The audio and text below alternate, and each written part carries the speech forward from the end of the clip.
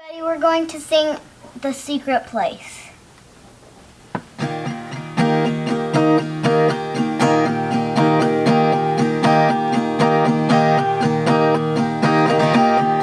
Where will you run, my soul? Where will you go when wells run dry? When the wind starts to blow, how you gonna keep this flame alive? In the fading light when night is breaking, I know you will always be waiting. You'll always be there. I'm running to the secret place where you are, where you are. I'll sing to you of all the ways you stole my heart, you stole my heart. Better is the moment that I spend with you than a million other days away. I'm running, I'm running, I'm running to the secret place.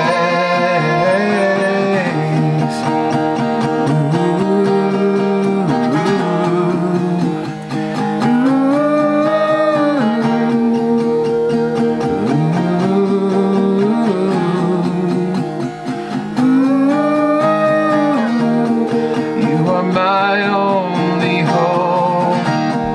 You are the rock on which I stand.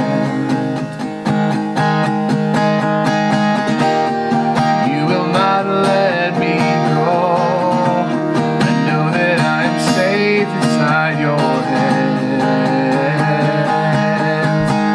In the fading night when night is breaking, I know you will always be waiting. You'll always be there.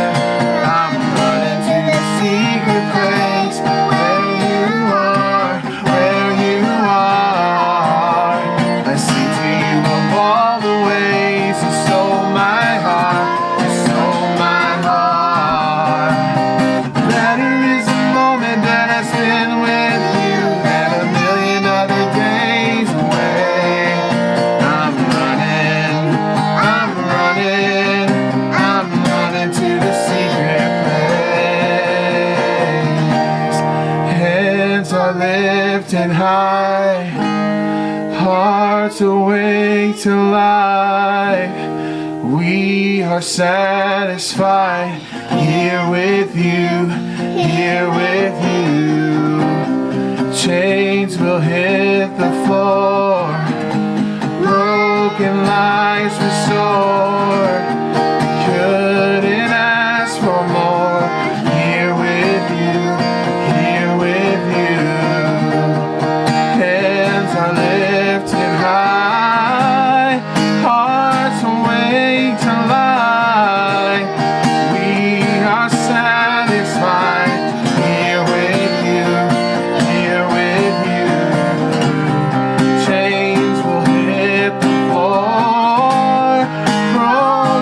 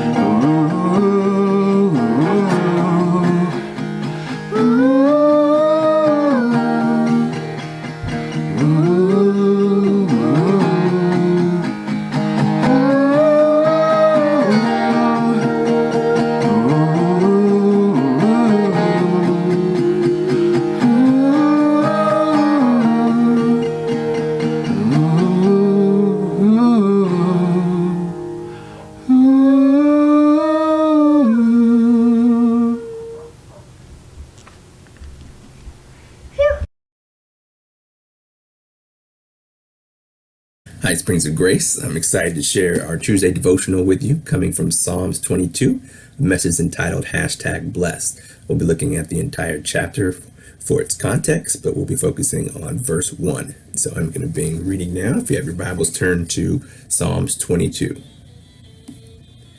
My God, why have you forsaken me? Why are you so far from saving me from the words of my groanings? O my God, I cry by day, but you do not answer, and by night, but I find no rest. Yet you are holy, enthroned on the praises of Israel. In you your fathers trusted. They trusted, and you delivered them. To they cried, and you rescued. In you they trusted, and were not put to shame. But I am a worm and not a man, scorned by mankind and despised by the people.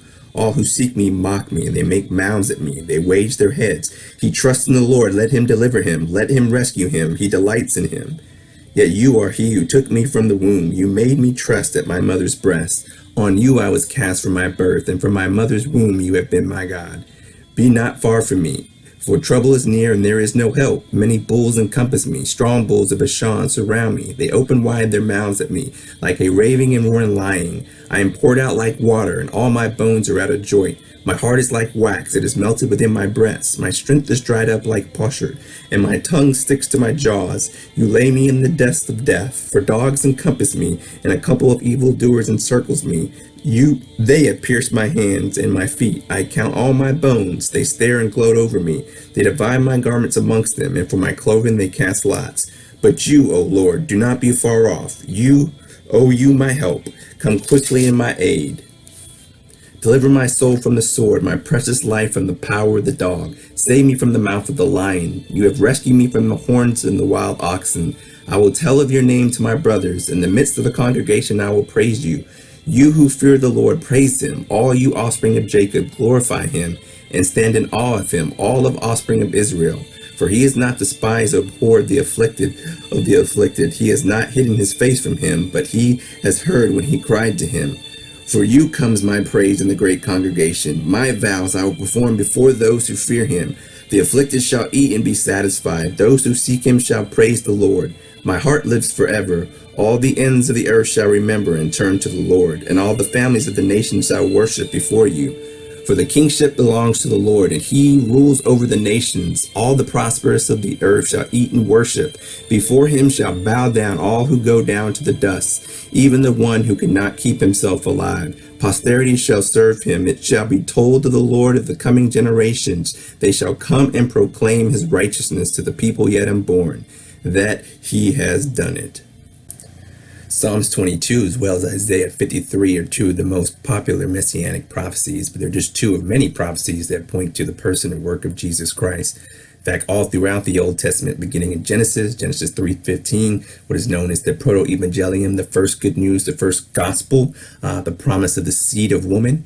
Going to Psalms 2 spoke of Christ's victory. Isaiah 17, that Jesus would be born of a virgin is foretold. In Isaiah 9, 6-7, it's made clear that the Messiah would be divine. And Isaiah 11, 1-10, we see that is revealed Jesus would come in the line of David. Isaiah 42:19, the gospel would go out to the Gentiles. In Micah 5:2, which is identified as Jesus' where he would be born, his birth. And in Zechariah, it was pictured of Christ's triumphant entry. And so throughout the Old Testament, there's these prophecies pointing towards what Jesus would do, some to the most minute details. We see here, especially in this particular Psalm, Psalm 22, the very first verse is a direct quotation from Jesus on the cross. We find this in Matthew and John when he says, my God, why have you forsaken me?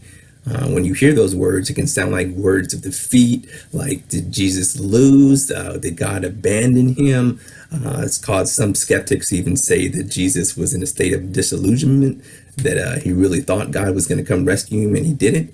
But the reality is the words that Jesus speaks here in Psalms 22 and verse 1 are not words of defeat, but rather words of victory. And in order to understand that, as R.C. Sproul has pointed out, that you have to understand the language and the concept of covenant to understand what Jesus did on the cross and what he is saying here in Psalms 22. This is covenantal language. Part of the covenant is the curse, and part of that curse is being forsaken.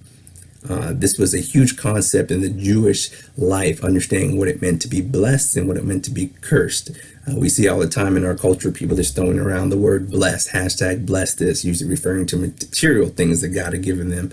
But the Jews, this was a serious principle in their lives, dating back to the law in Deuteronomy, when Deuteronomy 28 is giving the blessings and the curses of the covenant. It goes on in the beginning, blessed in the city, blessed in the field. And then at verse 15, it flips it around, and then everything's the opposite. You'll be cursed in the city, cursed in the field when you don't obey God. And so we see here that Jesus, in his words on the cross, is actually pointing to a victory of what took place, that he is becoming a curse on the cross. And I think one of the best examples from the Jewish mindset of what they would have heard and been understanding comes from Numbers 6:24 through 26. And this is a kind of a famous benediction you've probably heard, but this was something that was engraved in Jewish culture and their understanding of what it means to be blessed by God, which means to have supreme favor from God.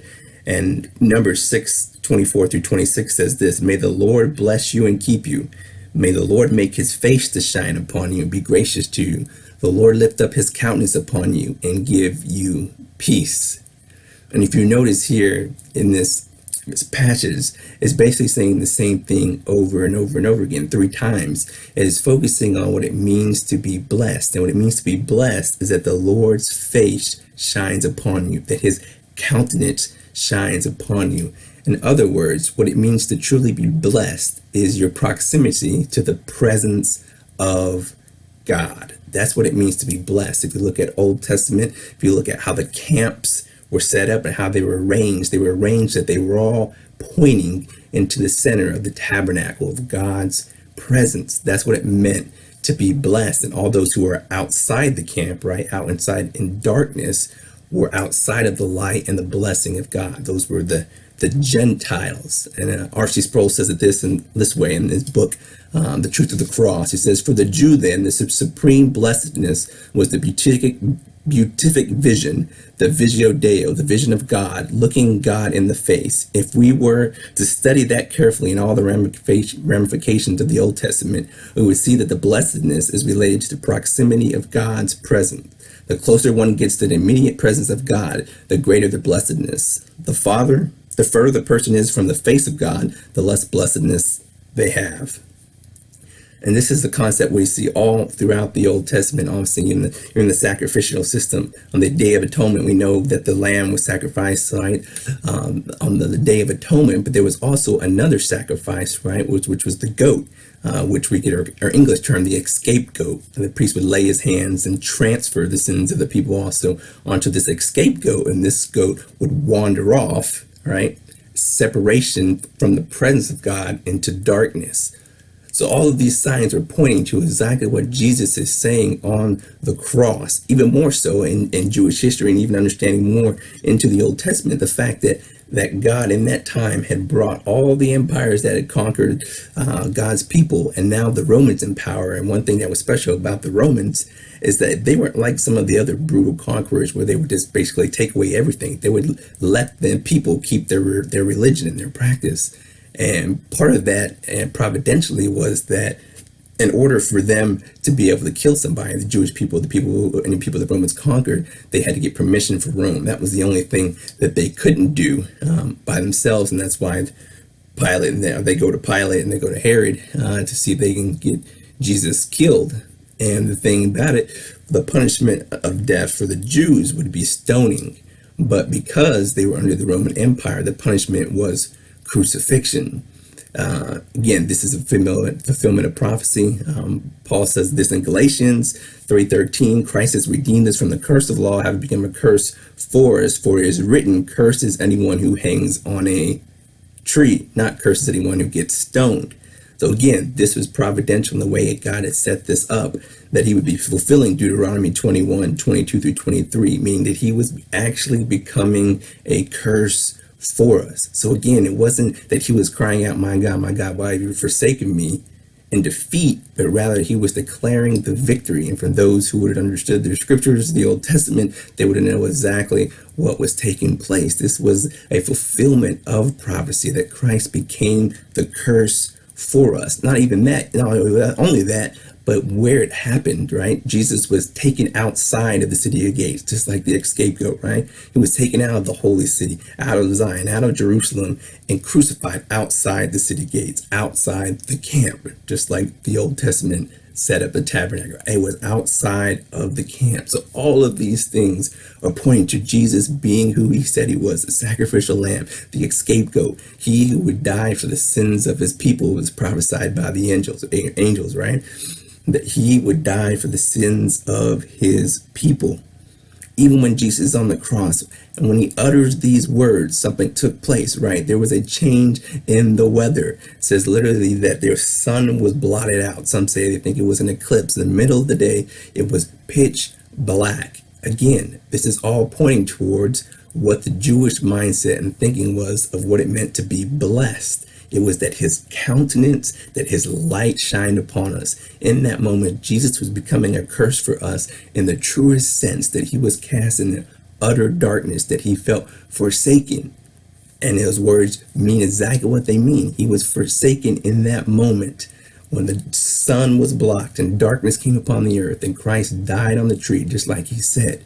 But then he could say, "It is finished," because his light had now come upon me and you, that we can now be connected to the Father because he became a curse for us. Such a beautiful, beautiful thing we see here in Psalms 22 and in the Gospels when Jesus cries out, my God, why have you forsaken me?" Oh, we know that ultimately Jesus did exactly what he came to do. He took our place, became the curse, that we could be blessed in the truest sense, that we could be in his presence, as Hebrews tells us in 9 and 10, that we can come into his presence boldly now. We have access to the Father. His countenance truly does shine upon us, the glory, the radiance of Christ. What a beautiful thing it is. We can cry out, my flesh and my heart may fail me, but God, the strength of my heart, is my portion forever. So I know a lot of us may be struggling with what's going on in our world right now, in our own lives, and a lot of us probably sometimes feel forsaken. Maybe we don't want to say the words, but sometimes we just don't feel like God is close to us. We don't just feel his presence. We feel like we are in a dark night of the soul, so to speak, utter darkness.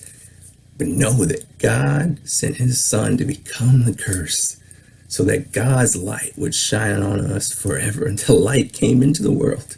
When we were in darkness, he exposes us. Thanks be to God for what he did. I want to end with a personal story of mine. At a time where I felt these very words that Jesus echoed on the cross from Psalms 22, my God, why have you forsaken me? I did grow up in church. I got saved when I was 12 years old at a church camp, and shortly after I had a dream that I was going to be a pastor. I was preaching in this church, in this building, and I woke up and I laughed just as Sarah laughed when the angel told her she was going to have a child. And lo and behold, 5 years later, God started moving my heart. I started becoming on fire for God, and it was an awesome thing. But in the midst of that, in the midst of being on fire for God, seeing my friends get saved, all these things that were going on, all of a sudden I went to the doctor for a checkup. It was like for a physical before basketball season started. And I remember the doctor took a while to come back. Usually it take forever anyway. They still be right back, but it's like an hour later. But I remember sitting there and waiting. And it's like, man, what is he doing? And finally the doctor came back and he looked at me. I could tell something was wrong. He says, I don't know how to tell you this exactly, but you're bleeding internally. We need to take you to the emergency room immediately. And I remember thinking to myself, what are you talking about? I feel fine. I'm good to go. Like, let's go, man. I got to go to the basketball game. And so he's like, no, we got to take you to the emergency room right away. So I remember going to the doctor and they did all these tests. And, sure enough, once I get to the hospital, I feel like I'm dying. But finally, they figured out that I was bleeding from the kidney area and there was some strange stuff going on. My blood cells fighting and killing each other off. And they tried all these different tests. I went to these specialists and went to so many different appointments to finally they said, we can't really do anything for you until something worse happens. And And so I remember thinking in that time, like, God, like, why are you allowing this to happen? I'm like, before when I was in the world, didn't care about you, like things were, now all of a sudden I'm going, hard for God, and all of a sudden all these things are going on. I feel like I'm dying. Like, why? Like, why now? And I remember through that whole process, God comforted me through his word. 1 Peter 5:10 says, after you suffer for a while, I myself will heal you. And I remember reading that and thinking, either way, in life and death, I'm going to serve God. I'm going to go 100% for God, all or nothing, or that healing comes in the next life and this life. And kid you not, for 5 years, I bled, and it continued, and I felt weak and lack of oxygen and in and out of the hospital. And it was one of the hardest times physically, mentally, emotionally in my life, but it was the best time spiritually in my life. I grew so much in my walk with the Lord and continued preaching, started a group called D4C, started traveling, doing prison ministry, rapping, doing skits, drama, spoken word, and just saw God do some amazing things through those 5 years. Fast forward to April 2004. Passion of Christ movie had just came out, and I went with my friend and some of his lost members on his baseball team, kind of as outreach to support him. And I remember coming out of the movie theater after the movie, and just felt this sharp pain in the side, basically right in my kidney, literally made me fall to the ground. And I just remember hearing clear as day, just in the Spirit of God, was like, you're healed. And I remember just bawling and crying. And I remember when I got up, like I felt different. I believed God that I was healed. And I went later, came back home, and I would go to the doctor every couple months or so and do tests and do blood work. And they would say the same thing, like, you're still bleeding. We're still trying to figure out what's going on, but there were no real answers. And I remember I had an appointment, and actually I just found this card the other day when we were doing some spring cleaning, and this was my last appointment. And as you read there, South Austin Cancer Clinic. And so I remember, again, from 17 to 22, being next to 90-year-olds with oxygen tanks and the cancer unit, just thinking, man, like, what's going on? Like, I'm about to die. Like, this is crazy. Like, I couldn't understand it, and I felt, like I said, I felt forsaken in that time, and it was hard to grapple with why this was happening, and particularly the timing was happening. But I remember going in and talking to Dr. Myers, and I remember telling him when I came there, it was kind of the same old. And I said, I'm just here to let you know that God's healed me, and I'm just here to give him all the glory and all the honor. And I remember the doctor kind of just laughed and said, all right, yeah, that's cool, and probably thinks I was crazy. And then lo and behold, when he came back in, he had this look on his face, and he said, I don't know how to tell you this, but your God's healed you. And that was one of the most powerful moments in my life, because I knew months ago that he had healed me. But to hear it from the doctor I'd heard from over 5 years now say the same thing over and over and over again, you're still bleeding, to hear you are healed was amazing. And that's what I want to leave you guys with as we think about what God has done on the cross and what he's done in our lives, that he has blessed us, that he has caused his face to shine upon us and his countenance to shine upon us, not just healing us of bleeding issues and physical issues, but the ultimate issues, that he died for our sins, that he defeated sin, death, and Satan, and he rose from the dead on the third day, and he ascended into heaven and sits at the right hand of God the Father Almighty, and she shall come once again to judge the living and the dead. So I leave you with these words. May the Lord bless you and keep you. May the Lord cause his face to shine upon you. May he be gracious to you. May the Lord lift up his countenance upon you and give you peace.